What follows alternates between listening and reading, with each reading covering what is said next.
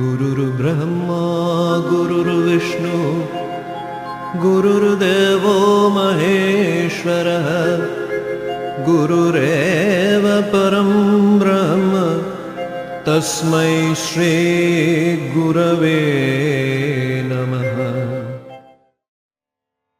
আজি দ্বিতীয় খণ্ডৰ 85 নম্বৰ অধ্যায়, পৃষ্ঠা নম্বৰ 31 পৰা 36, শ্লোক 98 পৰা 116।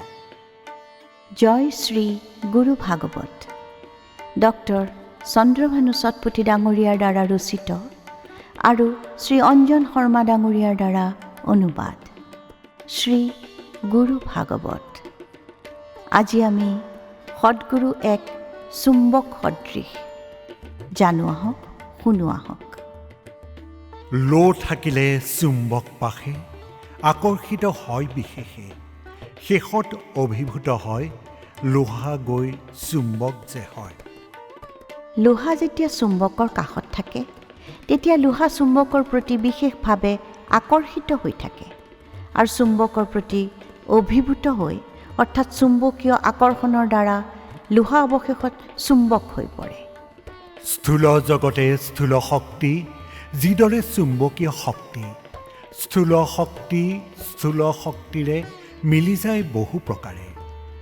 চুম্বকীয় শক্তিৰ দৰেই স্থূল জগতত স্থূল শক্তি বিৰাজ কৰে আৰু সেই স্থূল শক্তিয়ে অইন স্থূল শক্তিৰ সৈতে বহু প্ৰকাৰে মিলি থাকে। ব্ৰহ্মতত্ত্বও একেদৰে অন্য তত্ত্বৰে উৎপন্ন। ব্ৰহ্মতত্ত্বও যে চুম্বক, সৰ্বতত্ত্বৰ আকৰ্ষক। একেদৰেই ব্ৰহ্মতত্ত্বৰ পৰা অইন তত্ত্ব উৎপন্ন হয়। ব্ৰহ্মতত্ত্বই হ'ল চুম্বক আৰু সেই ব্ৰহ্মতত্ত্বই সকলো তত্ত্বকে আকৰ্ষিত কৰে। এক জন্মে এক তত্ত্বৰে সম্বন্ধ হৈ পৰে দুয়োৰে, কাষলৈ আহিলে দুয়োৰে একে অন্যক টানি ধৰে। এটাৰ পৰা অইন এটাৰ জন্ম হয় আৰু সেইদৰে দুয়োৰে মাজত সম্বন্ধ তৈয়াৰ হয়। যেতিয়া এই দুয়োটা কাষলৈ আহে তেতিয়াই এটাই আনটোক আকৰ্ষণ কৰে। মহাতত্ত্বৰে গুৰুতত্ত্ব, মহাতত্ত্বৰে বিশ্ব জন্ম, সেই বিশ্বৰ সৰ্বজন শ্ৰী গুৰুতত্ত্বৰ অধীন।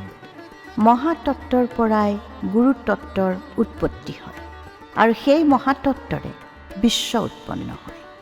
সেয়েহে বিশ্বৰ সকলো মানুহ শ্ৰী গুৰুতত্ত্বৰ অধীন। আকৰ্ষণ বা বিকৰ্ষণ সৃষ্টিৰ যে দুই নিয়ম, পাৰস্পৰিক আকৰ্ষণ, পাৰস্পৰিক বিকৰ্ষণ। আকৰ্ষণ আৰু বিকৰ্ষণ সৃষ্টিৰ দুটা নিয়ম। তাৰ মাজত পাৰস্পৰিক আকৰ্ষণ থকাৰ লগতে পাৰস্পৰিক বিকৰ্ষণো থাকে। সূক্ষ্ম থাকে স্থূলৰ পাশে, স্থূলক অভিভূত কৰে, স্থূল হয় সূক্ষ্মাভিভূত, খেলা নেখেলে বিপৰীত। যেতিয়া সূক্ষ্ম শক্তি স্থূল শক্তিৰ কাষত থাকে তেতিয়া সূক্ষ্ম শক্তিয়ে স্থূল শক্তিক অভিভূত কৰে। কেৱল স্থূলইহে সূক্ষ্মৰ দ্বাৰা অভিভূত হয় আৰু এই খেলা বা এই নিয়ম বিপৰীত ৰূপত পৰিচালিত কেতিয়াও নহয়, অৰ্থাৎ স্থূলৰ দ্বাৰা সূক্ষ্ম পৰিচালিত নহয়। এইবাৰ জানো আহক শ্ৰীগুৰু সেৱক ৰূপ। দিন দুখী আহিলে কাষে, তব কৃপা বিশেষ জাগে, নিজ হাতেৰে সেৱা কৰে, ভক্তৰ কষ্ট দূৰ কৰে। দিন দুখী যেতিয়া কাষলৈ আহে তেতিয়া তেওঁলোকৰ প্ৰতি আপোনাৰ কৃপা বিশেষভাৱে জাগ্ৰত হয়। আপুনি স্বয়ং নিজৰ হাতেৰে সেৱা কৰি ভক্তৰ কষ্ট হৰণ কৰে।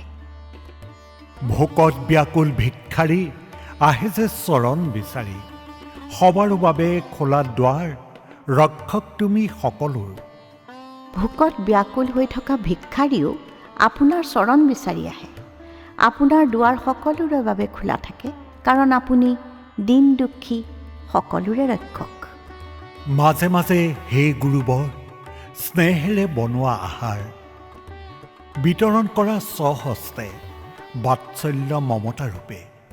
হে গুৰুবৰ, কেতিয়াবা কেতিয়াবা আপুনি স্নেহপূৰ্বক ভোজন তৈয়াৰ কৰে আৰু বাৎসল্য মমতাময়ী ৰূপেৰে ভক্তসকলক নিজৰ হাতেৰে পৰিৱেশন কৰে। প্ৰতি প্ৰাণীৰে গুৰুধন কৰাই প্ৰভুৰ দৰ্শন, সদায় সেৱা কৰে প্ৰাণী প্ৰভুৰ অংগ বুলি জানি। শ্ৰী গুৰুধনে সমস্ত প্ৰাণীৰ মাজত প্ৰভুৰ দৰ্শন কৰে। সেয়েহে প্ৰত্যেক প্ৰাণীক প্ৰভুৰ অংশ বুলি মানি লৈ সদায় সেৱা কৰে। অসংখ্য প্ৰাণী ধৰাৰে তুমি চোৱা সমভাৱেৰে, প্ৰতি জীৱৰ হৃদয়তে প্ৰভুৰ দৰ্শন প্ৰেমেৰে। এই ধৰাত অসংখ্য প্ৰাণী আছে। সকলোবোৰ প্ৰাণী আপোনাৰ বাবে সমান। প্ৰত্যেক জীৱতে আপুনি প্ৰেমপূৰ্বক প্ৰভুক দেখা পায়। তুমি অসীম দয়াৱন্ত, কৰ্ম তোমাৰ বিশ্বব্যাপ্ত, জ্ঞান তোমাৰ সূক্ষ্মাতীত, দিব্য কৰ্মও লুক্কায়িত। আপুনি অসীম দয়াৱন্ত, আপোনাৰ কৰ্মৰাজিও বিশ্বব্যাপ্ত, আপোনাৰ জ্ঞান সূক্ষ্মাতীত আৰু আপুনি আপোনাৰ দিব্য কৰ্মসমূহ লুকুৱাই ৰাখে। ভাৱানুসাৰে ভক্ত মনে কৃপা জাগ্ৰত গুৰু প্ৰাণে, শ্ৰীগুৰুৰ ভাৱৰ অধীন ভক্তৰ বাবে কৃপাধন। ভক্তৰ মনৰ ভাৱ অনুসাৰে গুৰু প্ৰাণত কৃপা জাগ্ৰত হয়। ভাৱৰ অধীনস্বৰূপ শ্ৰীগুৰু সেয়ে ভক্তৰ বাবে কৃপাধন সদৃশ। দিন ভক্ত আহিলে পাশে, গুৰুৱে মিলে কৃপা বসে, আহিলে লৈ অহংকাৰ ভাঙে সেই গৰ্ব তেওঁৰ। যেতিয়া ভক্তই দীন ভাৱেৰে শ্ৰীগুৰুৰ কাষলৈ আহে, তেতিয়া শ্ৰীগুৰুৱে কৃপাবশতঃ তেওঁক সাক্ষাৎ দিয়ে। কিন্তু যি ভক্তই অহংকাৰযুক্ত হৈ শ্ৰীগুৰুৰ কাষলৈ আহে, শ্ৰীগুৰুৱে তেনে ভক্তৰ অহংকাৰ ধ্বংস কৰে। জ্ঞান যি লভিবলৈ আহে, জ্ঞান মাৰ্গ বুজাই দিয়ে, পুণ্য কৰ্মৰ বাবে আহে, সাহায্য যে বিশেষভাৱে। যি ভক্তই গুৰু কাষলৈ জ্ঞান প্ৰাপ্তিৰ ইচ্ছাৰে আহে, তেনে ভক্তক শ্ৰীগুৰুৱে জ্ঞান মাৰ্গ দেখুৱায়। আৰু যি ভক্ত পুণ্য কৰ্মৰ বাবে আহে, তেনে ভক্তকো শ্ৰীগুৰুৱে বিশেষভাৱে সহায় কৰে। ভক্তি মাৰ্গৰ অনুগামী শ্ৰীগুৰুৰ বিশেষ প্ৰেমী, গুৰুবৃক্ষৰ ছায়াতলে বহু কৃপা তেওঁ মিলে। ভক্তি মাৰ্গৰ অনুগামী ভক্তক শ্ৰীগুৰুৱে বিশেষভাৱে প্ৰেম কৰে। গুৰুৰূপী বৃক্ষৰ ছায়াত তেনে ভক্তৰ অপাৰ কৃপা লাভ হয়। আহিলে যোগী দিনহীন, পৰিবাৰ বা গৃহহীন, নিজ স্থানত দিয়ে স্থান, কৰাই ভোজন শয়ন। ঘৰ সংসাৰ নথকা যোগী বা ফকীৰ আহিলে শ্ৰীগুৰুৱে তেওঁলোকক নিজৰ স্থানত আশ্ৰয় দিয়াৰ লগে লগে ভোজন আৰু শয়নো কৰায়।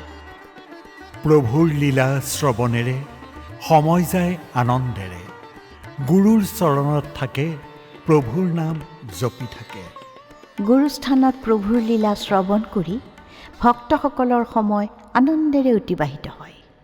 এনে ভক্তই গুৰুৰ আশ্ৰয়ত থাকি নিৰন্তৰ প্ৰভুৰ নাম জপ কৰি থাকে। আজিলৈ আমি ইমানতে সামৰিলোঁ। অহা খণ্ডত পুনৰাই লগ পাম। জয় শ্ৰী গুৰু ভাগৱত।